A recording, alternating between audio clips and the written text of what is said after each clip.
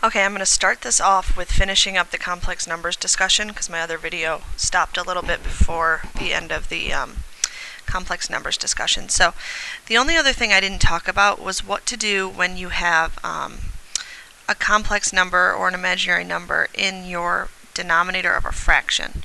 So let's take a look at this. You have to keep in mind what I really means. I is the square root of -1, and we know you can't have a radical in the denominator of a fraction. So we multiply by 1, which we're going to write as 6i over 6i, because that's the denominator. 1 times 6i is 6i. 6i times 6i is 36i squared, which is 6i over -36. And then the 6 and the 36 cancel out, and you get -I over 6. Now some of you are worked up about the fact that I moved the negative sign from the denominator to the numerator. If that bothers you, leave it in the denominator. Keep in mind, these three things are all exactly the same. As long as there's one negative in a fraction, they're all exactly the same. They're all equal. Okay, so if you have a monomial in the denominator of your complex number, you multiply by that monomial over itself. The other thing that might happen is you might have a binomial in the denominator of your complex fraction. It's not really a complex fraction, that's the wrong word. Fraction with a complex number in the denominator. You need to then multiply by the conjugate. The conjugate is simply the additive conjugate. It's not even the additive inverse. It's the same number with an opposite imaginary part. So let me show you an example. 1 plus 2i, the conjugate is 1 minus 2i. So the real part stays the same and the imaginary part changes sign. -3 minus 4i, its conjugate, is -3 plus 4i. So I'm going to multiply this fraction by 3 plus I over 3 plus I. And what I get when I do that is 2 times 3, which is 6, and 2 times I, which is plus 2I. On the bottom, I'm really doing a binomial times a binomial, so I need to FOIL. So 3 times 3 is 9. 3 times I is plus 3I. -I times 3 is -3i. -I times I is -I squared.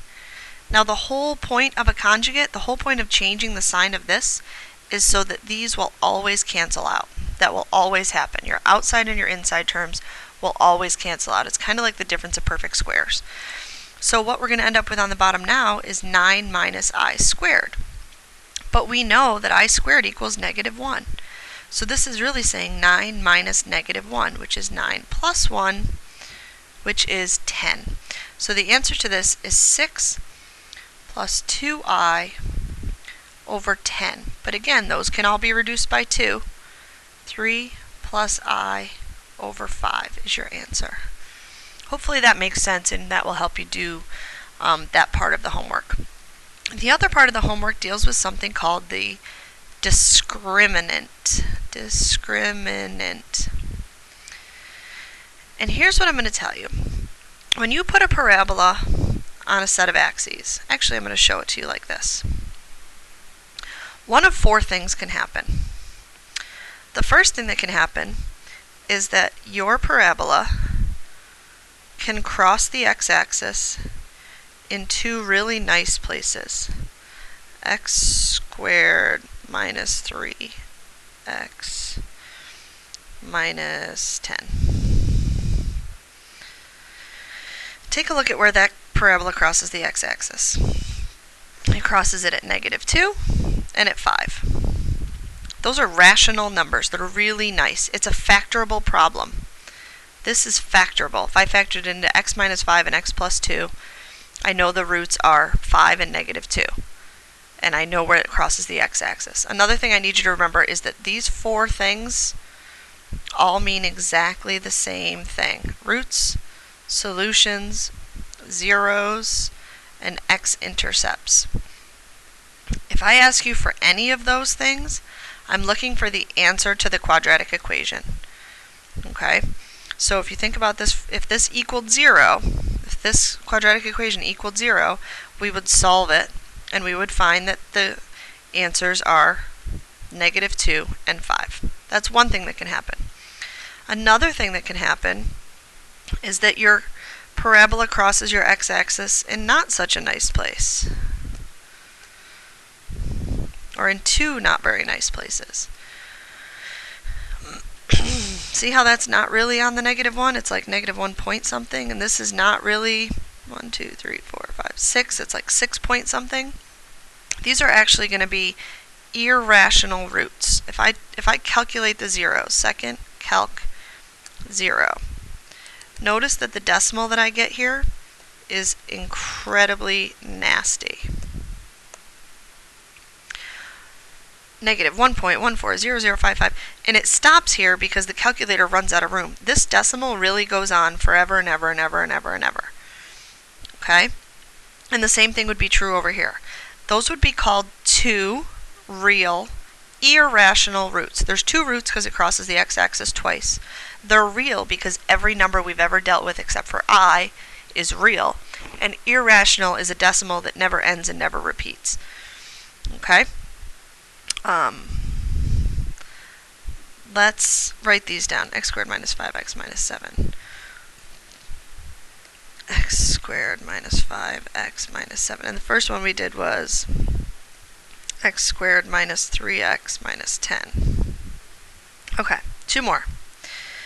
The next one we're going to talk about is when it only touches the x-axis one time. X squared minus 4x plus 4. This quadratic equation only has one root. It only touches the x-axis in one place. X squared minus 4x plus 4. And then the fourth thing that can happen is that your parabola doesn't touch the x-axis at all. So it looks like this. X squared minus 3x plus 10.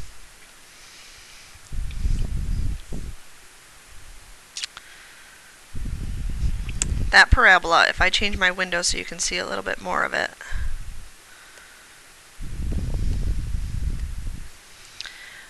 will never touch the x-axis. It opens up, so it's going to continue up in those directions, and it will never cross the x-axis. And this is x squared minus 3x plus 10.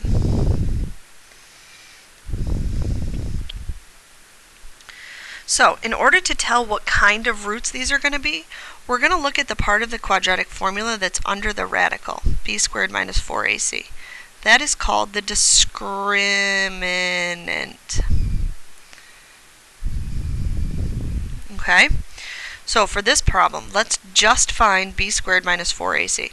b squared is 25. Remember, b squared will never be negative. Minus 4 times 1 times -7. That equals 25 plus 28, 53. Okay? This one, when we do b squared, we get 9 minus 4 times 1 times -10 equals 49. This one, 16 minus 4 times 1 times 4 equals 0. And this one, 9 minus 4 times 1 times 10 equals -31. These four answers have a lot of significance. Keep in mind, when you do the quadratic formula to solve these, if these were all equal to 0, and we solved them, if we did the quadratic formula, this part would be under the square root sign. So think about taking the square root of 53. Let's just look at it.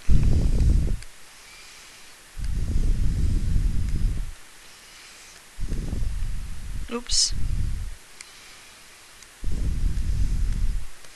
Look at that decimal. That decimal never ends. It only ends because the calculator runs out of room. That's going to go on forever and ever and ever and ever.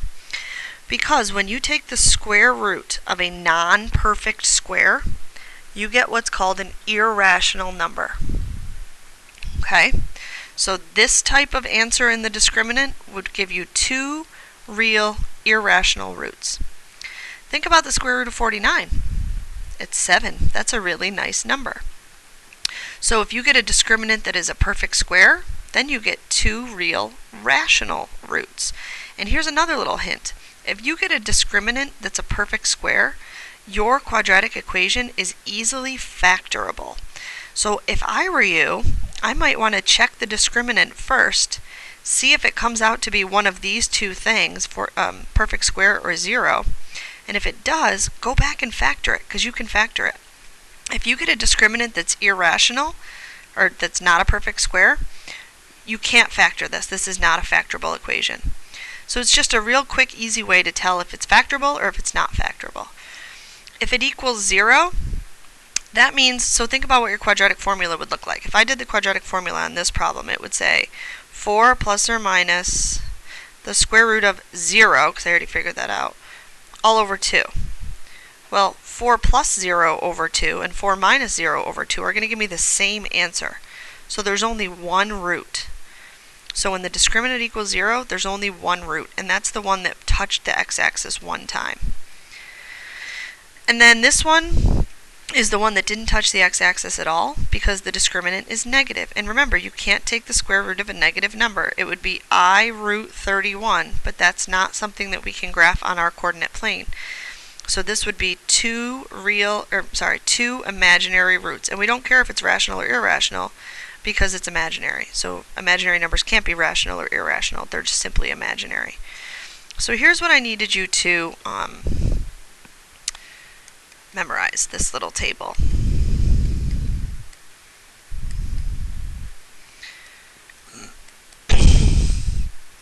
Your homework is going to say, use the discriminant to describe the nature of the roots. The discriminant's either going to be a perfect square, not a perfect square,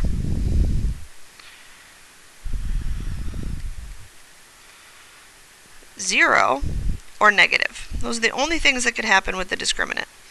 If it's a positive number, it's either going to be a perfect square or not a perfect square. And remember, the perfect squares are like 1, 4, 9, 16, 25, 36, 49, and so on. If it's a positive number that's not a perfect square, then it's not a perfect square. And if it's 0, it's 0, and if it's negative, it's negative. So if you get a perfect square, you have 2 real, rational roots. If you get one that's not, you have 2 real, irrational roots. And remember, this one is factorable, this one is not factorable. If you have a 0, you have 1 real, rational root, also factorable. And if you get a negative, you have 2 imaginary roots. So the type of question you're going to get is, using the following quadratic equation,